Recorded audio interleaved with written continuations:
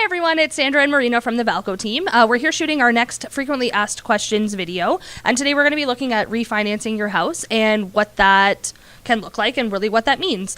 So I guess first off, a good place to start, Marina, would be what does it mean when you say refinance your mortgage? So basically what refinancing your mortgage means, it means pulling extra funds out of your equity. So we talk about home equity all the time, and people often say, oh, I have all this equity in my house. What does that really mean, and how can you access that equity? Refinancing is accessing that equity. So typically there's two ways to do so. You can refinance and add a home equity line of credit, which gives you a little bit more flexibility in what you use the money for, or you can refinance your entire mortgage and put it into a brand new first. You also have the option to put in a second mortgage, which is, again, set fixed payments, although they typically tend to be a little bit more expensive when you do it as a set fixed payment second mortgage.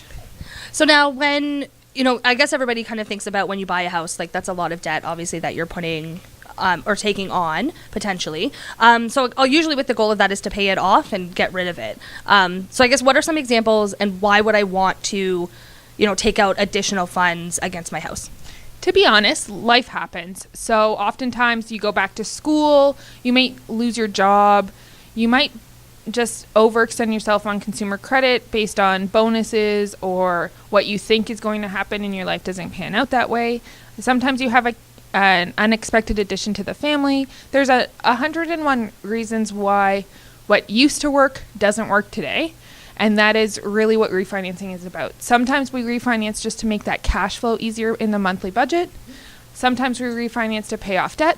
And sometimes we refinance to have the flexibility that if something were to go wrong, you have that room or that space so that you can do what you want to do. Or even just take a vacation. Take some time to yourself. Use that equity to purchase another property. Like I said, there's 101 reasons why it is. In today's world, we don't pay off our houses the way that our grandparents did. So it really is about accessing that and making the strong and right decisions. No, really when people buy a house, they always look at that as sort of their first really big investment. So I guess this is just a way to sort of leverage that investment and use it towards other things. Now, if you're saying you can buy another property, you could go on a vacation. So really you do have the option to refinance and just use those funds for anything that you'd like? Absolutely. So don't think about your house as a line of credit because that's always a scary thought because you are putting a huge chunk of your money and a huge chunk of your life into it. But say you have a new addition to the family that was a little bit unexpected. You restructure because now you're taking some time off. Daycare costs are pretty expensive. So you're able to afford that life and that luxury with giving yourself a little bit more time on the mortgage. Think about it too that oftentimes we're doing this 5 or 10 years into your mortgage where you've paid 5 or 10 years off. So maybe we're extending the term, but you might be 45 and be comfortable paying your mortgage for another 20 years because you're not going to retire till you're 65. We always talk about the best options and the best solution for your life. It's not necessarily what looks the best on paper. It's what the best solution for your day-to-day is. Now, how much does it cost to refinance? If somebody wants to come in and meet with one of our agents tomorrow, what would they be looking at in terms of out-of-pocket cost? So it's really important to remember that when you refinance, you have to re-register the title on your home. This means you have to use a lawyer. There's no way around it, unfortunately. Typically, a lawyer cost on something like this is about $1,000. Keep in mind that may change based on what is happening. If you're separating and you need to take someone off title, those costs can go up.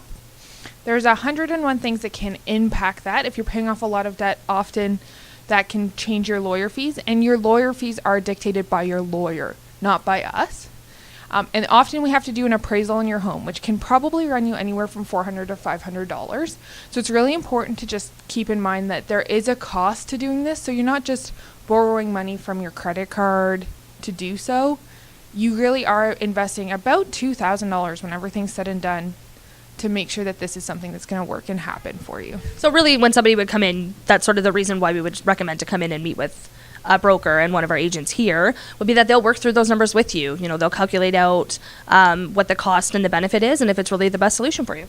Absolutely. We like to sit down and go through it. You're never wasting our time as long as we're finding the right solution for you. Perfect. If you guys have any questions, we're always here.